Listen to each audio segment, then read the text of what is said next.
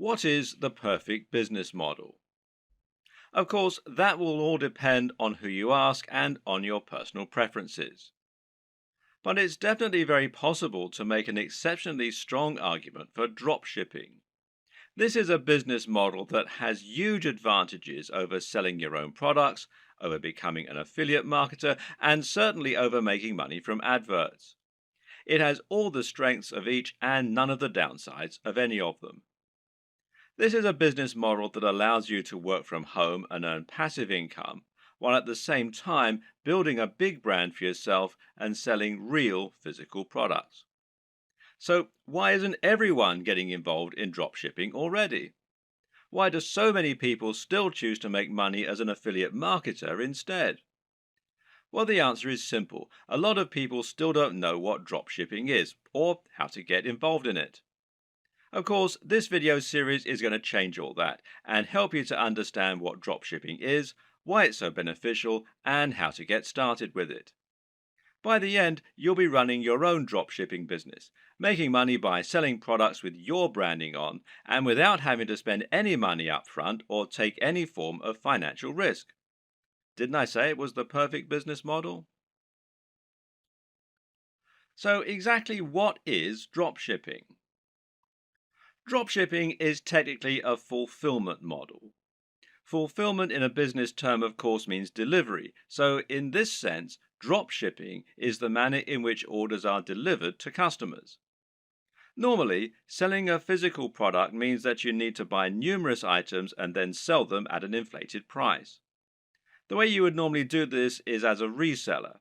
Here, you would buy wholesale items, inventory bought in bulk at a discounted price, and you would then sell it on at an inflated cost and keep the difference, and that's your profit margin. The problem with this model is you need to make a big investment in the stock, and then you have to deliver the products to your customers. This means you're taking a financial risk by ordering the stock in advance, and if you make zero sales, you can lose a lot of cash. You have to pay for the shipping and also handle all of the administrative tasks. You'll need to constantly take stock of your inventory and you'll need to refund customers for deliveries that don't arrive. In short, it's a lot to take on for an individual hoping to run a business from home in their spare time. Dropshipping changes all this because now the wholesaler is handling delivery and they don't require you to order in bulk. So simple. You list the items for sale in your online store just like you normally would, and then when a customer orders them, you pass that sale on directly to the wholesaler. They then send out the product on your behalf and make sure it reaches the buyer, and you get the money. This might sound very similar to affiliate marketing, but there are a few key differences. For starters, the amount of money you earn will tend to be higher than affiliate marketing. When you operate as a reseller, the usual pricing method is something called keystone pricing. Keystone pricing essentially means that the amount you're selling the product for is twice the amount you pay the manufacturers. This is one of the most common conventions for this type of business, and to all intents and purposes, dropshipping businesses are resellers. The other big benefit of dropshipping over affiliate marketing is that you don't have to mention the existence of the dropshipping business at all. In other words, the customer never knows that it's not you who's selling the product. You're not sending them to another website where they can check out and buy the product. You're just selling them the product as though it were your own and forgetting about it. This is fantastic because it means that your business looks much more professional and because you're no longer sending visitors away from your brand in order to make the sales. Hopefully, you can already see some of the big advantages of dropshipping. There are many more too, which we'll delve into in this video. Working as an affiliate marketer will often mean that you have to sell digital products in order to get the biggest profit margins. While it's true you can get 75% and upwards from affiliate networks like JVZoo, this will normally mean that you're limited to selling ebooks and online courses. This can be an effective way to run a business model, but it's also sometimes quite restricting. While digital products have many advantages, their appeal is not as broad as it is for physical products. For example, if you try and sell a digital product to your grandma, you'll probably have difficulty. The same probably goes for your mum and most likely your dad. And it goes for most of your peers in reality. In fact, the main kind of person willing to spend lots of money on an ebook or an online course is going to be someone who is already quite familiar with the technology. The person most likely to buy from you at all is probably another digital marketer looking for more ways to make money online. And, as you're probably aware, these are a savvy bunch who aren't easily going to have the wool pulled over their eyes. That, and they've already had people online try to sell them just about every digital product in existence. How many times have you seen ads on Facebook for make money at home schemes? It's just a very crowded market with a very limited potential audience. Clothes, on the other hand, are something that you can sell to anyone. And then there's all the rest, stuff like technology, toys, or fitness supplements. Suddenly, you can sell things that average people really need, and that makes a massive difference. Another benefit of selling physical products is the huge amount of flexibility it gives you. We've already seen that you'll have a lot more flexibility in terms of the types of things you can sell, but of course, this will also extend to drastically increase your flexibility in terms of the way you sell. For starters, you suddenly have pretty much limitless niches that you can choose from, in other words, industries. And then there are the many different ways of selling those areas. Because right now, if you're the internet marketing type, then you're probably imagining the ways that you can sell products from your website or your mailing list. You're probably thinking about content marketing, establishing your authority in your subject area, etc., etc., etc. But that's not the only way that you can make money from a dropshipping business. Did you know, for example, that many of the products being sold on eBay are actually being dropshipped? This means you can save yourself the trouble of building an audience and creating a website. Just find the product that you like, create a listing, and you're good to go. Even big companies like Home Depot and Sears reportedly use dropshipping on some of their less popular products, so it must be a good business model. With dropshipping, you also have total control over the way you sell the product. This means it's up to you if you want to introduce a time-limited discount or if you want to bundle multiple items together in order to offer special deals, etc. This can all help you to make a lot more sales, and it's not an option you would have available to you if you were acting as an affiliate. In that scenario, the product owner would set the price and you would have no option other than to go along with it. We've already seen that you can reduce the risk by dropshipping. There's less risk than reselling here, but there's also far less risk than selling your own product. That's because creating your own product would involve a lengthy and stressful process of designing the product specifications, working with factories, and then spending lots of money on materials, etc. None of this is to say it's not impossible, it's just a huge amount of risk. With drop shipping, you don't have any of this risk because you're not spending upfront investment. You simply find the product you want to sell and then promote it. But there's another way that you can reduce risk with drop shipping too, which is by picking a product that's already highly popular. By finding products that you know are already selling very well and are very in vogue, you can completely minimize the possibility that your product won't sell.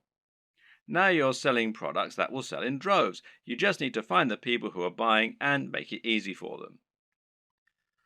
Perhaps the biggest advantage of the dropshipping business model, though, is one that many people don't even consider. As mentioned, dropshipping has the benefit of allowing you to keep the actual manufacturer stroke fulfillment company as a silent partner. They will send out the product on your behalf, but as far as the customer is aware, they bought it directly from you. This has the massive benefit of meaning that you're not sending visitors away from your website. This is a massive deal as a digital marketer. If you've been working in this business a while, you should have a good idea of just how hard it is to attract customers to your website and to your business. This is what you'll spend most of your time doing working online, and you'll probably find it takes up much of your effort. If you're an affiliate marketer, you're bringing those visitors to your website so that you can sell products other companies have created. This means that when they buy the products, they have to leave your website and thereby disengage with your brand. Which brand are they more likely to remember and visit in the future? The guy who recommended the product to them, or the company that actually sold it to them? And when they want more of the same thing, well, where are they going to go? Now consider this. How can they buy more products from you during the same session if you're actively sending them away from your site? Instead of being able to offer a smorgasbord of products that you handpicked, you're now simply telling them to go somewhere else and buy one item. With a drop shipping business, you no longer have this problem. Now you can offer all the items you have for sale on your website from one spot and let your customer choose as many as they want, and then continue to buy from you. But that's not even the best part. The best part is that in some cases, the products you sell will even be able to have your company name on them. This is called white label drop shipping, with the white label essentially describing the packaging or the branding. So let's say you want to sell a supplement like creatine for your fitness website. With a white label service, the product will be developed with packaging that literally consists of a pot and a white label attached. That white label can have your branding printed right on it, meaning that to all intents and purposes, this is now your own product. In many cases, you can even choose a blend of ingredients that will go into the product. In other words, if you're selling a supplement like a vitamin tablet, you can select all the vitamins and minerals yourself and then add your own logo. If you don't sell a single item, you've lost nothing. But if you sell lots, you'll be making a profit at the same time as building your own brand and your own market presence. The big challenge when it comes to drop shipping, though, is finding a drop shipper.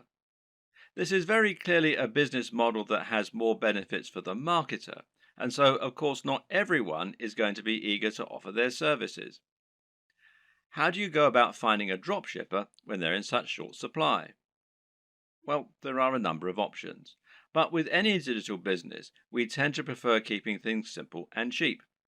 In this case, the best place for you to start is by looking at websites that act as directories for dropshippers, wholesalers, and manufacturers. One great site that will do all this is Alibaba, which you'll find here at alibaba.com. Another good one is Worldwide Brands, which you'll find here at worldwidebrands.com. The latter is probably preferable, as this specifically features dropshipping companies and has a large number of advantages for dropshipping businesses. For example, you can use this site to make sure that you're dealing with the real wholesaler. What does that mean? Well, it means that you can avoid making the mistake of signing up to sell products that someone else is dropshipping to you, thereby scraping profit from you. This is a common practice and one to be careful of when you're just starting out. Worldwide Brands is perfect if you plan on finding a dropshipping manufacturer quickly and selling their products on eBay or Amazon. The only problem with this plan is that there's a fairly hefty sign-up fee.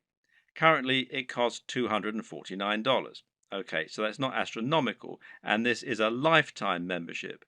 But if you were attracted to dropshipping initially because you wanted a business model with zero overhead, then it might be a little off-putting, especially as your break-even point has now been pushed back further.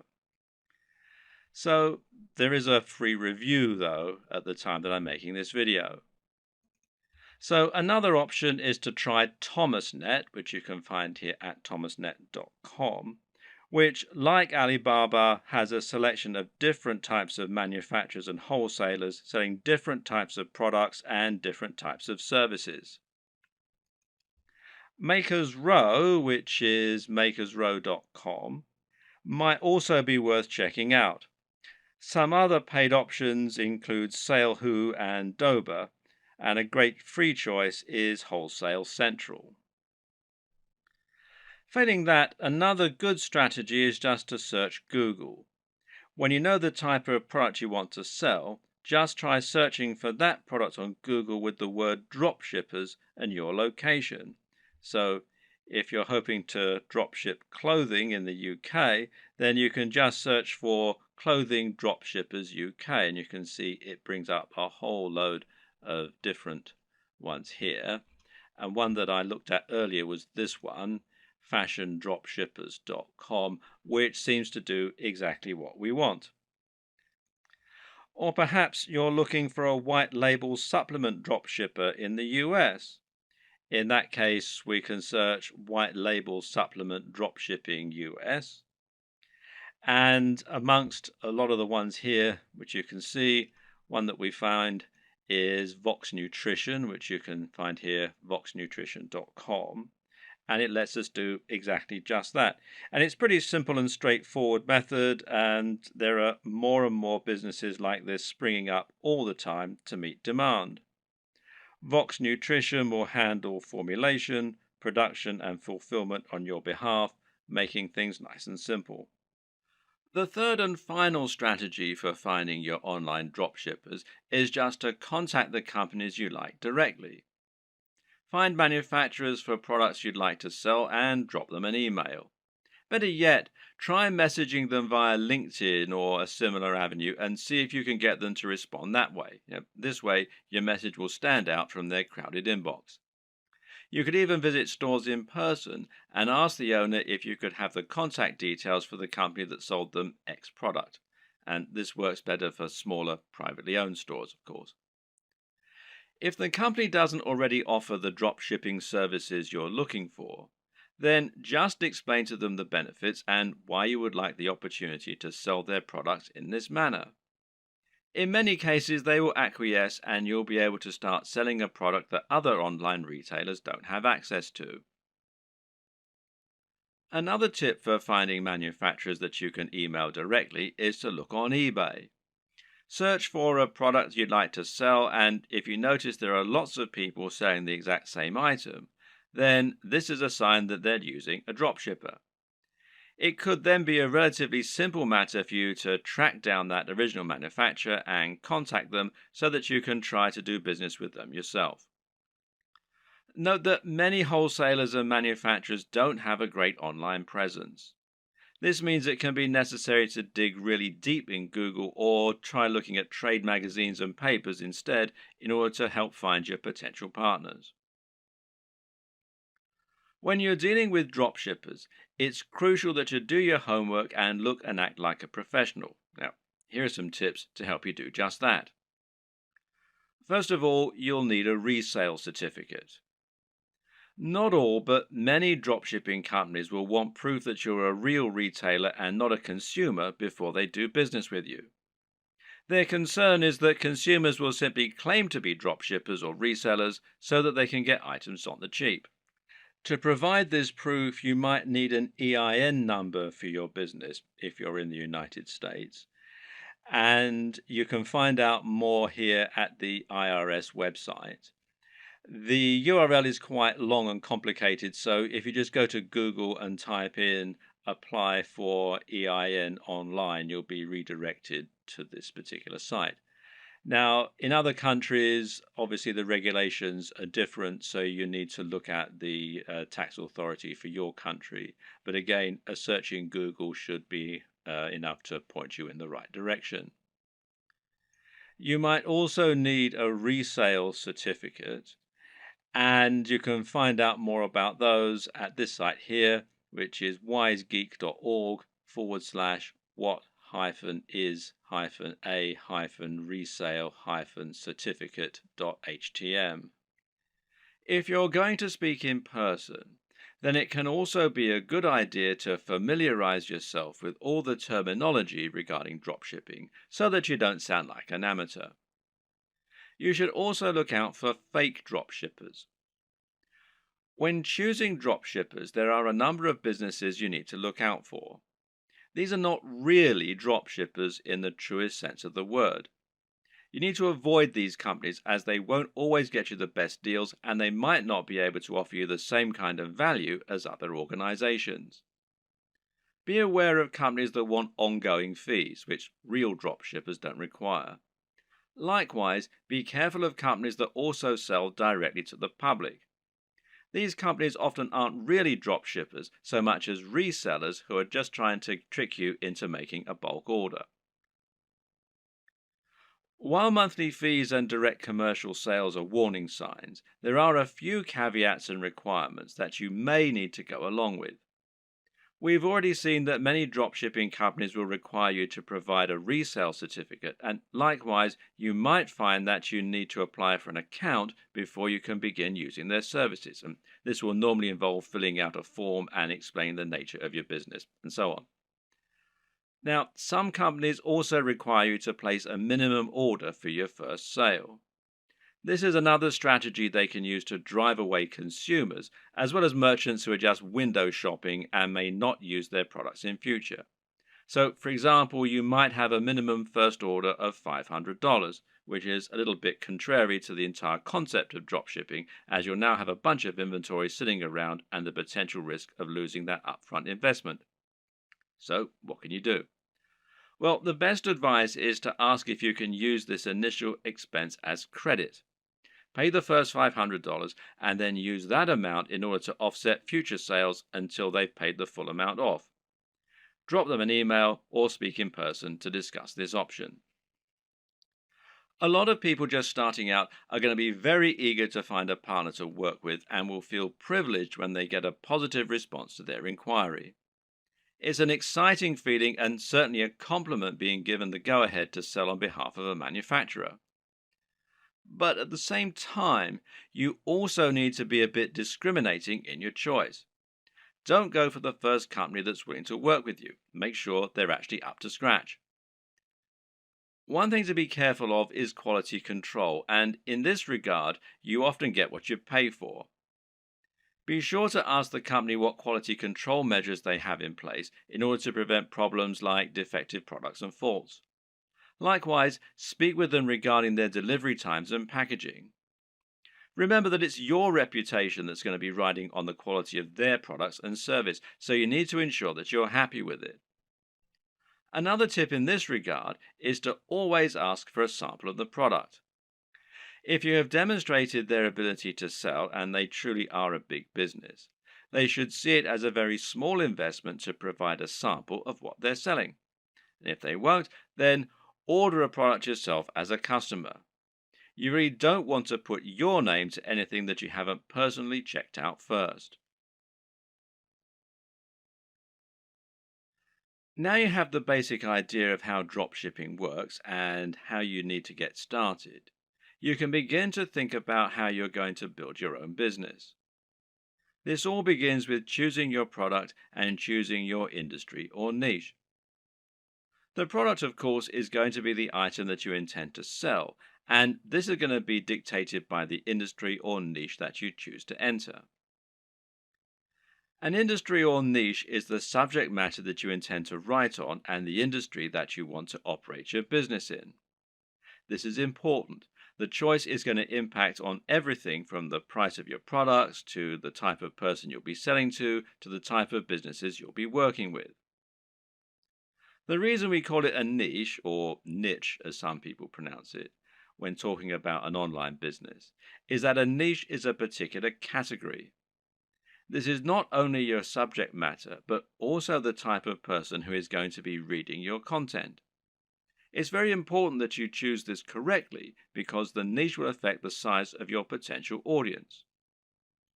When you choose a subject matter, you want it to be one with niche appeal.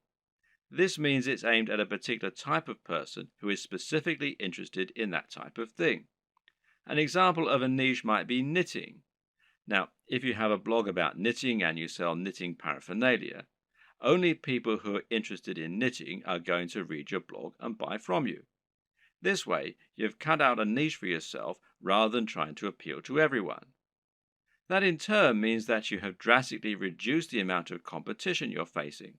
Now you don't need to compete with the biggest companies on the net, and you'll find that paying for things like AdWords advertising is considerably more affordable than it would be for a more general topic.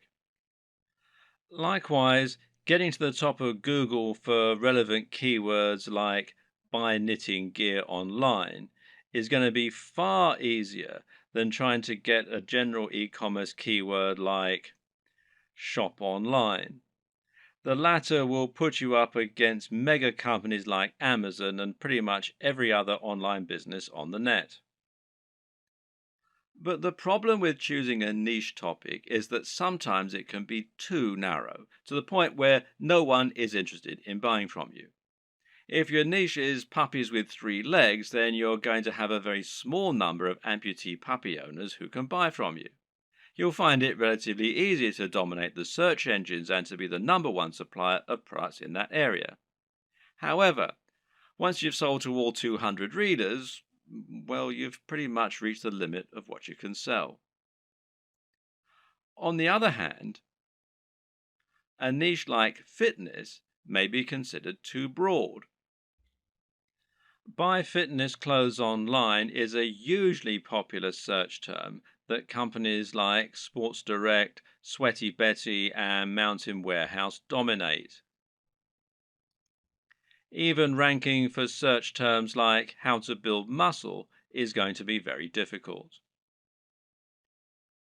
The perfect niche or industry is one with a broad appeal, but which still gives you a unique twist. This way, you'll be able to appeal to a lot of people, but you'll also be able to avoid directly competing with the biggest competitors. This will also give you a better route to market, which is a term that describes any direct access you might have to your target audience. An example of a route to market would be a forum dedicated to the subject matter you're writing about, or an industry magazine. With all this in mind, how do you find the perfect niche for you? Well, there are a few things to consider. Now, a lot of people watching this are going to already have a blog or a website. In that case, the best niche is obviously going to be the one that you're already in. All you need to do is simply pick a product that your current readership will enjoy. You should already have their trust, so all that's left to do is to offer them products and explain how and why they can benefit from them. Then there's an area you're already interested in.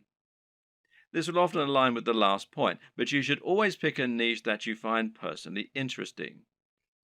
This makes a gigantic difference to the quality of the content you put out, to your ability to pick the best products, and more. Remember, as a blog owner, you're going to be required to write thousands of lines of content on this subject in order to demonstrate your expertise and to gain the trust of your voters. If you don't know anything about the niche, this is going to come across in your writing and you're going to find it a very dull job. On the other hand, if you have a legitimate love of the niche you're writing in, you'll find it no chore at all to write all that content, and you'll find it much easier to wow your readers with what you know. What's more, you'll have a better idea of how to pick a truly great product that will stand out and attract your audience. You'll have your finger on the pulse. There are also niches where you have an upper hand. Again, this relates directly to the previous 2 examples in many cases. Suffice to say that most of us will have contacts and advantages in some niches that give us an edge. Perhaps, for example, you happen to know the owner of a very big fitness website or of a very big fitness magazine. Knowing this person will thereby make it much easier for you to get a cheaper advert or maybe even an article inside the magazine. Now you can reach out to that audience directly and hopefully sell more product. Have a long think about your list of contacts and friends, and then consider finding a product that will let you make the most of those advantages. If you look at affiliate marketing, digital products, and internet marketing as a whole, you'll notice that certain niches stand out as being far the most popular, and those are fitness, making money, and dating. Now, why are these the most popular niches? On the one hand, it's because they have the broadest appeal. But the biggest reason is that they offer the best value proposition. A value proposition is basically the way in which your business is able to offer value. This is the way that your products can change people's lives. What is the end result of owning your product? If you're selling a hairdryer, then what you're really selling is the convenience and dry hair. If you're selling clothes, then what you're really selling is the ability to feel good about yourself, to look sexy, and hopefully to thrive in your career and in dating as a result. This is what sells. Try and sell a book about cats, and you're not really offering much beyond a few hours of entertainment. But sell a book about making money, and you're selling a dream. By choosing a product that can really change people's lives, you're providing much more value, even if the manufacturing costs stay the same.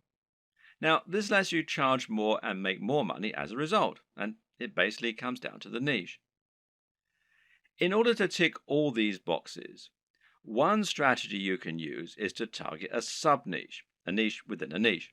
An example of this is targeting a specific type of person within the fitness niche. How about fitness for the over 50s or dieting for the diabetic? You could even do strength training for martial artists. In this latter example, you've actually combined two separate niches in order to offer something truly unique and interesting. Now you have your niche. The next thing to do is to pick an actual product. From there, you can find the manufacturer to help you provide it. The important thing here is there should always be a clear synergy between your branding, your ethos, and your product.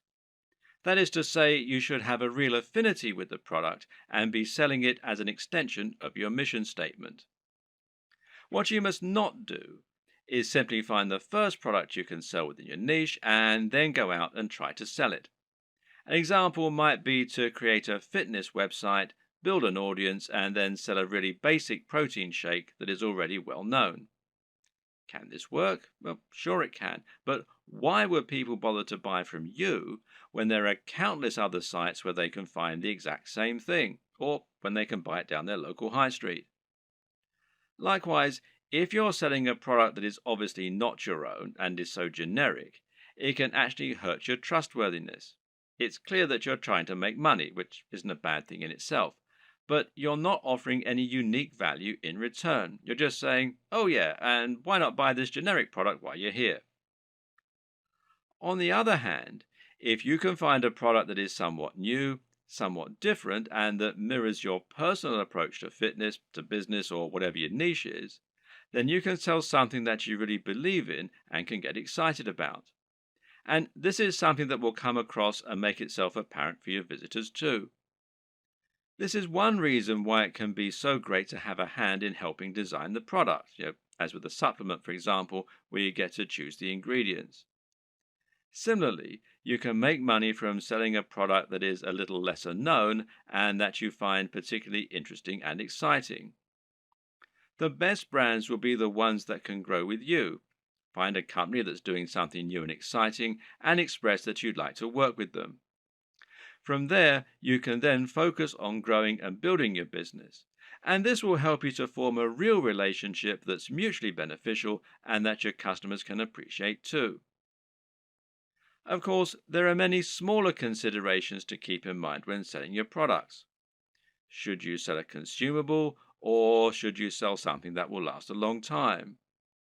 Should you sell a product that's very expensive, or one that's very affordable? In the video on e-commerce and pricing, we'll discuss this in more detail, but suffice to say that it can make a lot of sense to sell multiple products in future, as that way you'll be able to benefit from multiple different types of business model and you'll be able to draw in a wider range of buyers. Having a range of prices means you can cater to people with all kinds of budgets and build some loyal customers who might increase their average spend with you over time. For example, a cheap consumable has the distinct advantage of being something that will keep your visitors coming back. If you sell a protein shake, for instance, then your buyers will probably want this about once every month. If you provide a reliable service and appealing prices, then this is an excellent way to get repeat business and to have a recurring income, which in turn will be highly convenient by letting you make more concrete plans for your budgeting, etc. Another option is to run a box business. Now, these are businesses that sell selections of products on a recurring basis. Someone will subscribe to your business and you'll send them a package containing a set number of products each month. This could be a range of different items or it could be one thing. Loot Crate, for example, is a business that sends pop culture merchandise to comic book and games fans. Part of the fun of this service is that they never know exactly what they're going to get, but it will always be something interesting and exciting. Then again, you also get men's grooming services that send the same selection of consumable razors, shaving foams, etc. to their customers every month. This is a different way to create your dropshipping business, one that allows you to add some real extra value and also to promote the products of your partners in an exciting way. There are many other ways you can add value too, whether it's providing freebies like some kind of PDF, offering the best discounts, or somehow upgrading the product you're offering before it reaches the customer. Whatever you decide, the big question to ask yourself is, what value are you providing? What are you offering on top of the products themselves? How are you providing value not only for the customers, but also for the suppliers? And what advantages do they get by coming to you instead of going to somewhere like Amazon? Finally, of course, you need to ask yourself what types of products will sell well. And this is particularly important when you first start out and you perhaps only have one item to begin with. If you're going to begin your store with just one item, then it's highly important that this one item be something that will sell well and get your business off to the best start. And the best way to do this is to pick something that has a very clear function and which is easy to explain. Solve the problem that your visitors have. What do people in this niche need? And how can you solve that issue for them? If you can answer this, you should have no problem selling your first item as long as it's well made and as long as you're persuasive enough to make it sound amazing. If you already have a website and an audience, then you can skip this video. Otherwise, it's crucial that you keep watching in order to ensure that your brand is aligned with your business model and the product you're selling. A good place to start is by asking what exactly a brand is. A brand is much more than a logo. Rather, it's an ethos, a mission statement, and an approach to business. The logo simply tells people that the product or service they're receiving adheres to the same standards as whatever else they've used from you in the past. You start your brand by choosing why you do whatever it is you do. Why should people care about your business? How are you different from other companies offering the same thing? How do you want the world to change as a result of your business being a part of it? This is what allows a company like Apple to capture the imaginations of billions of people and to create such loyal customers. Apple isn't just about selling hardware. It's about selling beautiful hardware that feels personal and that is aimed very much at creative, rule-breaking individuals as opposed to big businesses. When the first Apple computers were released, the only real competition was IBM. And by taking this stance, Apple was able to differentiate itself a lot and get a lot of excited followers as a result. The same goes for many businesses that are setting out to create a greener planet. These companies are doing something more than just making money, and their fans love them for it. This is enough to make people choose their products instead of the same products offered by another business. And this ethos means that people know instantly that the service is aimed at people like them. So ask yourself what the driving motivation behind your business is. You're a fitness company. Okay, but what is it that you really believe in? Why is fitness important to you and your customers? Do you think that people are happier when they're well? Do you want to help the average person to have a more fulfilled life thanks to a healthy lifestyle and diet? Or do you love the idea of becoming more powerful? Are you all about building strength and speed and challenging the limits of human potential? These two companies might sell the exact same product, but the way they go about it is completely different. And if you can convey this mission statement, then you'll find the right type of customer will go absolutely nuts for your brand. That's the kind of customer whose vision is aligned with yours. Now, don't try and appeal to everyone because that will never work. Instead, try to appeal more to the right kind of person. One way to do this is through your logo and your web design. The objective of a great logo is to communicate what your business is all about. You're trying to tell people what you sell and why you sell it as soon as they look at your business. So, say your company was all about health and natural products. Then you might make a logo that had a tree on it or a heart, and it would probably be green in color and have an uplifting, healthy sounding name. Conversely, if your business is all about punishing workouts in the gym, then your logo might include a picture of a dumbbell or a barbell and have the word iron in it somewhere. The idea is that the combination of your logo, company name, and perhaps blog posts is enough to tell any visitor to your site right away that this is a company aimed squarely at them, selling products they're going to love. This should also extend throughout your site design. Meanwhile, make sure that your logo is designed using a vector file, meaning that it's made in Illustrator or a similar piece of software that keeps it easy for you to edit and resize. And avoid using cliches. Once again, this is a good place to invest a little of your own money up front. It'll pay off in the long term. The mistake that a lot of people make is to try and sell right away. This can work sometimes, but it's not generally the best way to build trust, grow an audience, and ultimately secure the best long-term profits. That's because it's somewhat similar to walking up to an attractive stranger in the bar and asking if they want to come home with you. 99% of the time, this will be met with a slap. Most people prefer to get to know the person propositioning them at least a little bit first. So you need to try and introduce yourself properly and let the person feel that they know you and that they can trust you. This is the exact same for a business when you're trying to sell something. Imagine approaching a stranger in the street and asking if they want to buy from you. This is the basic concept of content marketing.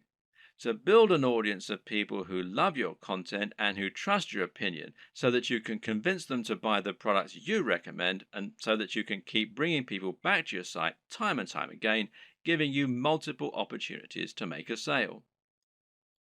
The way you do this is to start by writing high quality content and to post this to a blog on a regular basis.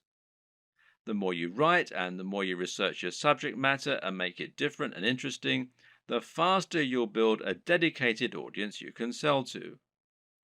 Demonstrate that you really know what you're talking about, that you only recommend things you genuinely believe in, and that your audience can trust you to be a resource for more useful ideas and information. Likewise, try to build your mailing list and social media presence. Incorporate your brand strongly on all your social media pages and in anything else you create, so that people will know they're dealing with the same business. Getting someone to follow you on social media when they think they might be interested in your brand is far easier than getting them to buy a product from you and actually spend money. Social media accounts will meanwhile help you to bring more new customers to your site by letting people share with their network. You can help this too by providing social sharing buttons, like these from shareaholic.com, that will let people easily like your content on Facebook or tweet to it on Twitter. Once you have generated a big audience of people regularly coming to your site, you should start thinking about introducing products to your page. If you've really created a brand you believe in, and if you've been providing real value in your content, you should find you have true fans, and a true fan will be desperate to buy your product when you start selling them. Of course, there are many additional methods you can use to send more customers to your products and to market your store. One option is to create your own affiliate program and to encourage more people to help market your items. Another method is to pay for advertising, whether this is a pay-per-click campaign through Google AdWords or whether it's an advert on Facebook that is highly targeted to your specific demographic. This works well in scenarios where you're selling from eBay or Amazon and aren't trying to build up an audience. If you're going to pay for advertising, though, you need to calculate the LCV, now that's lifetime customer value, of each customer. This will allow you to ensure that whatever you spend on your ads, you're making more back and thus seeing strong ROI or return on investment. But to take this next step, you're going to need to make another new addition to your business. And I'll talk about that in the next video.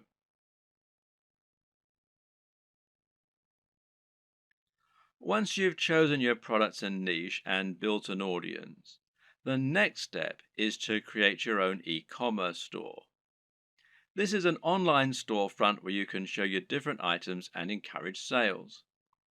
Being successful here is not just a matter of choosing the right design to begin with, but also thinking about how you're going to arrange and price your items to help them move. This ultimately comes down to a lot of psychology. When it comes to e-commerce website design, there is a single overriding goal which isn't always true of a regular site design.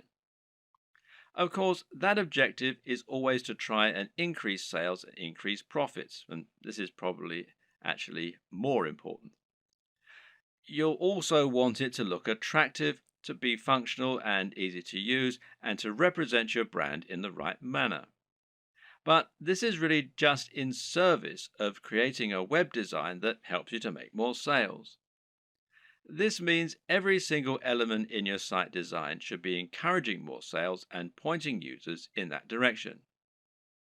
The old adage here is that good design should communicate and not decorate. If an element of your design isn't somehow getting people to keep browsing your store or to click on the buy button, then it has no place in your design.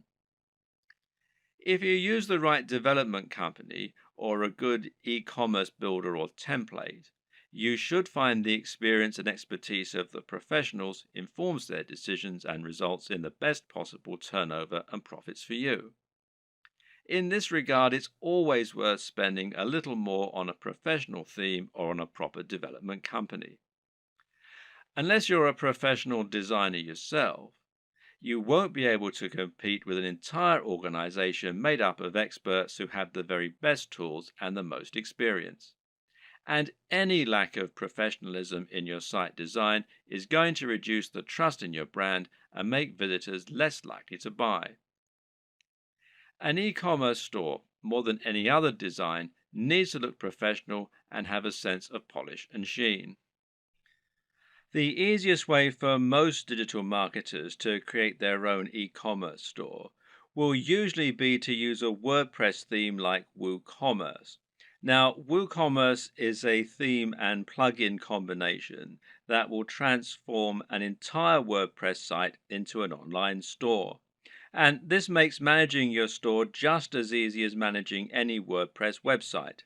You can still get a professional design for your site, meanwhile, by hiring a professional designer to create your theme for you, or by buying one that you really like the looks of and you think will fit your brand. Now, you can download the free version of WooCommerce, the WooCommerce plugin, that is, from within the WordPress dashboard. Or you can buy the paid for version and you can buy the themes from woocommerce.com. There are other options too. For example, Shopify gives you a hosted e-commerce platform. And this means that the site will be located off your server, just like a profile on Facebook, for example. You then send your customers to that page where they can shop through your multiple products. And this can help make things a little easier and simpler to run. But it does ultimately mean that you lose a little of the freedom and flexibility that comes, with terms of your website design and how it all looks and how it all works, etc.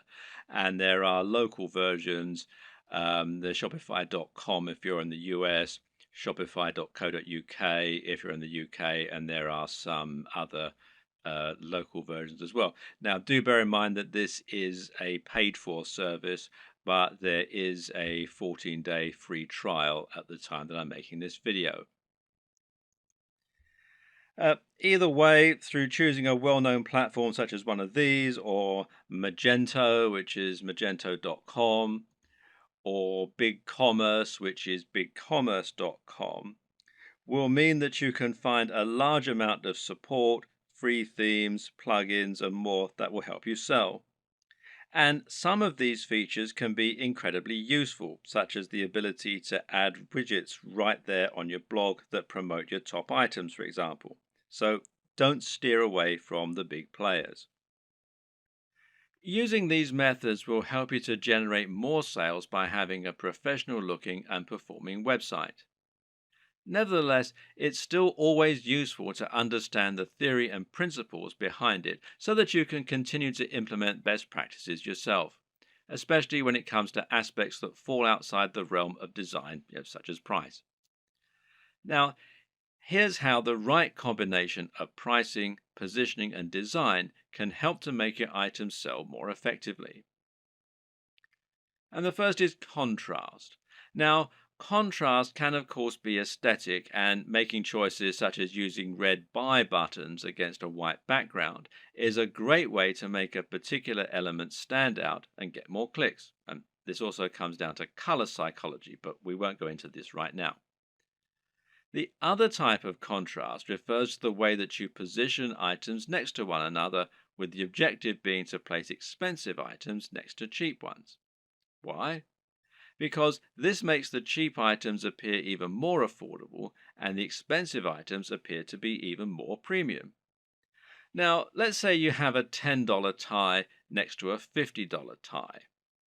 Someone who wants the very best tie might be all the more impressed by your premium offer, knowing that it's 5 times more expensive than the cheapest product. Meanwhile, someone who doesn't have as much money to spend and who feels guilty about buying a new tie can convince themselves that the $10 tie is a great deal. They can compromise and convince themselves that they're being sensible by choosing the cheap tie. They've saved $40 even though they're still buying something they might not have otherwise. This way, the right pricing can really help to sweeten a good deal. And a good e-commerce website design should take full advantage of that. Earlier on in this series, we described why it was so important to have multiple ranges of prices in order to attract a range of different types of buyers. When we looked at contrast, meanwhile, we saw that varying prices could be used to make items look like an even better bargain, or like they're of an even higher quality. But another very important reason to have cheaper items as well as more expensive ones is that it can be a great way to build trust. If someone has never bought from you before, they might feel concerned that the products won't arrive or they won't be as advertised. Even if they read your content and like it, they've no guarantee that what you're selling is going to be high quality, or that the site will be secure from data leaks. Thus, they aren't going to want to spend $1,000 the first time they ever do business with you. But if you have an item that costs $5 and it's a product people will know, then someone might make that purchase because it's a small risk to take. Now you can demonstrate the quality of your service and save their details, making it much easier to sell bigger items in future.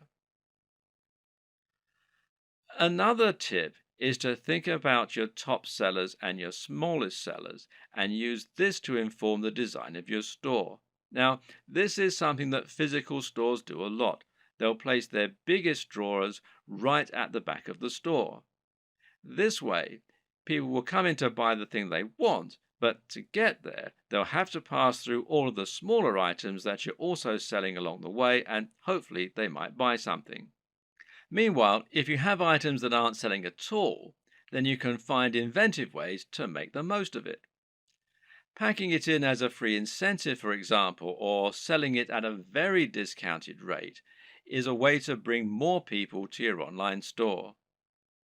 This is less important for a dropshipping business model, of course, though, as there's no downside to being left with excess stock. What's important to consider when looking at an e-commerce website design is that in order to make a sale, you'll have to overcome certain psychological barriers.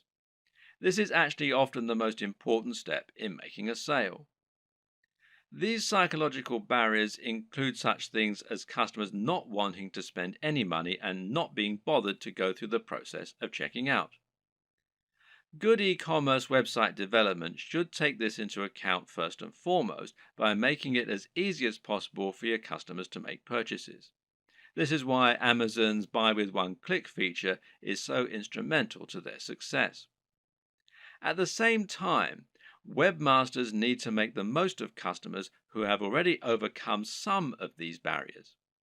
So, when a customer commits to buy any item on your site, they will instantly become much more susceptible to increasing their order. Why? Because they've already decided to make a purchase. This is why physical retailers use POS, this is point of sale displays, that sell extra items while customers are in the queue. It's so easy for them to add extra things to their basket that it would be foolish to miss this opportunity. E-commerce sites can do the exact same thing by making it easy to add extra purchases at the checkout. Similarly is upselling, where you give your buyers the opportunity to upgrade their order once they're already buying.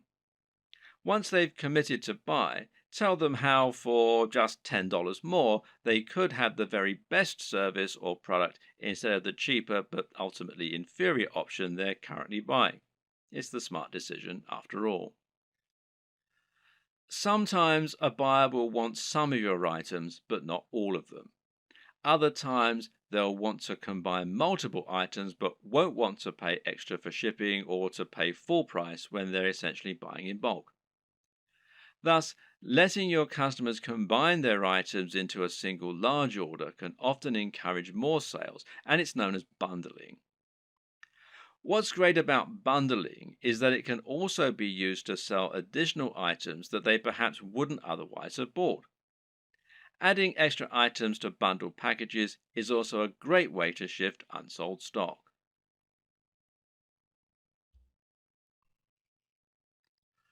One aspect that can help you to boost your sales is so big and important that it needs its entire own video.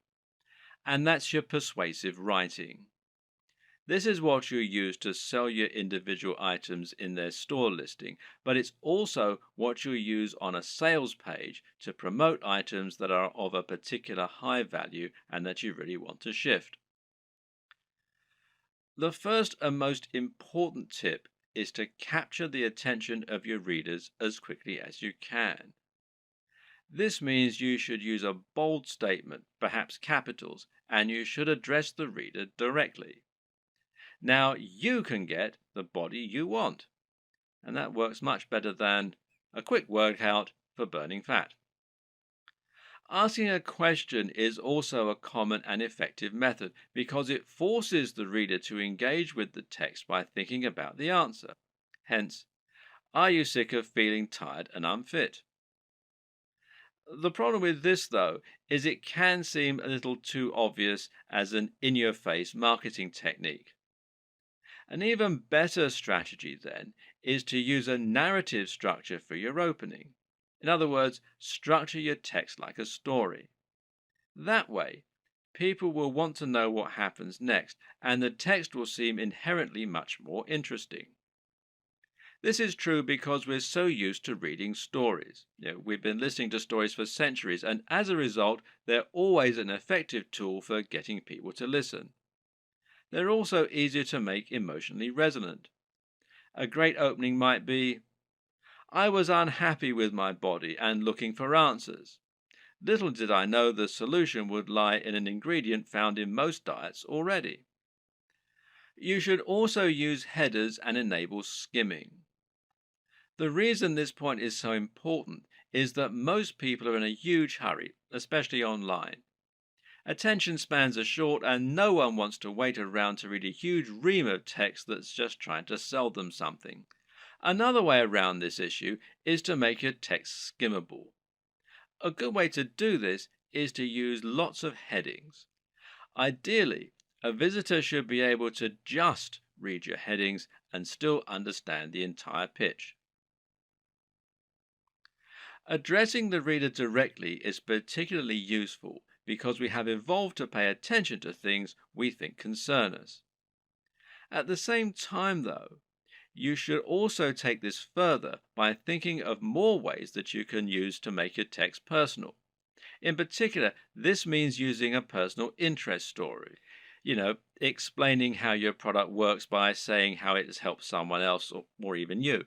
And this works much better because it means the reader will be able to imagine how it's going to affect their life, and because they'll be more likely to connect with what you're offering on an emotional level.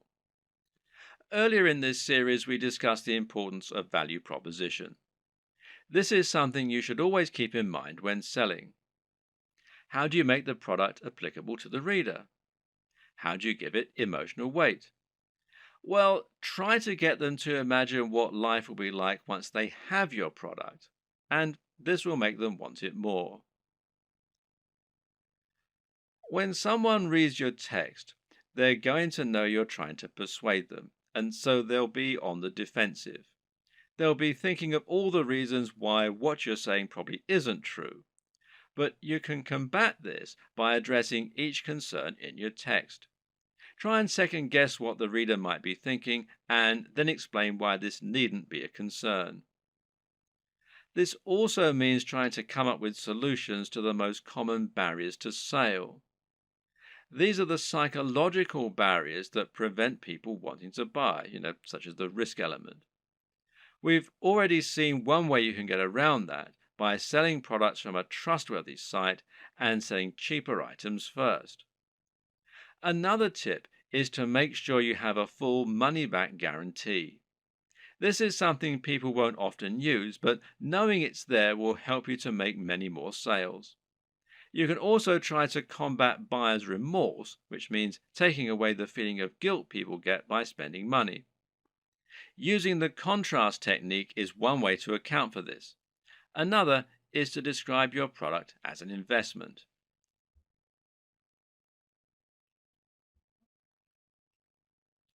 Ultimately, the best way to start building your dropshipping business is to start by selling a product from your site and then to experiment and grow from there.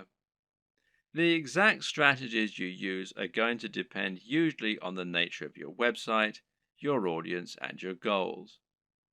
It's up to you to find your way, to see what works, and to tweak and evolve your business over time. Hopefully, this video guide has given you all the tools you need to get started. You should now have a strong idea of how a dropshipping business works and how to get started. And you should now have a grasp on how to encourage products to grow, how to choose items that are likely to sell, and how to find the right market and audience for what you're selling. Once you begin selling physical products to your audience, you'll unlock the kinds of profits that you just can't get as an affiliate, and all without taking any significant risks or spending much money at all. And I wish you every success.